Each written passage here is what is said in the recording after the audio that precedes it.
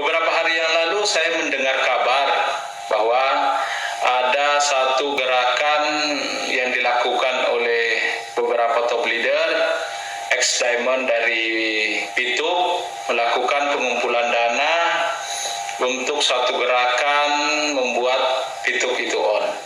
Saya terusik sebetulnya ya, dengan gerakan itu, sebab beberapa bulan yang lalu kami juga melakukan hal yang sama ketika di awal-awal Mayoni melakukan pengumpulan dana kepada para korban yang ingin bergabung bersama dengan kami untuk melakukan pelaporan di Bareskrim. Itu juga terjadi pengumpulan dana, dan dananya juga hanya untuk membeli materai dan leges berkas-berkas yang akan kita bawa ke Bareskrim.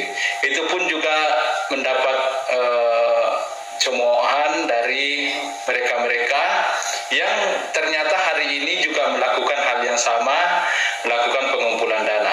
Bedanya dengan kami, pada saat itu kami melakukan pengumpulan dana itu ya memang karena ada progres. Dan progresnya sedang berjalan di Bareskrim Polri, dan mereka nggak tahu progresnya untuk apa. Saya belum paham apa yang akan mereka lakukan dengan dana yang mereka kumpulkan itu. Tapi lagi-lagi saya hanya ingin berpesan kepada Bapak Ibu semua, kepada teman-teman para pemain Pituk, ex pemain Pituk, jangan lagi percaya dengan iming-iming atau omongan dari mereka-mereka. Yang jelasnya apapun yang mereka lakukan itu adalah satu hal yang melanggar hukum, karena tidak boleh ada yang melakukan pengumpulan dana tanpa jelas, dan itu berpotensi untuk adanya penipuan di dalamnya. Tapi lagi-lagi itu kembali lagi kepada Bapak Ibu semua. Saya hanya ingin menyampaikan melalui video pendek ini bahwa Pituk itu tidak akan on lagi.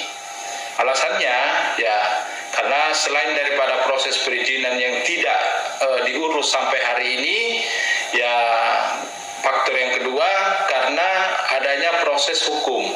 Jadi saat ini Pituk sedang dilaporkan oleh kami dari Mayoni ke Bareskrim. Jadi otomatis tidak ada entitas yang bisa berjalan kalau ada proses hukum yang sedang berjalan juga gitu. Saya mengambil satu contoh, misalkan dalam pemilihan kepala daerah, ketika misalkan ada proses hukum yang sedang berjalan di Mahkamah Konstitusi, otomatis kepala daerah yang bersangkutan itu tetap tidak bisa dilantik karena ada proses hukum, kecuali kalau proses hukumnya itu inkrah, sudah final dan mengikat, ya barulah bisa dilantik. Sama dengan ini, jadi Pituk itu tidak akan bisa on kecuali tidak ada proses hukum gitu. Jadi ada dua faktor yang kami bisa simpulkan bahwa Pituk itu tidak akan mungkin on kembali. Yang pertama adalah tidak adanya proses perizinan itu.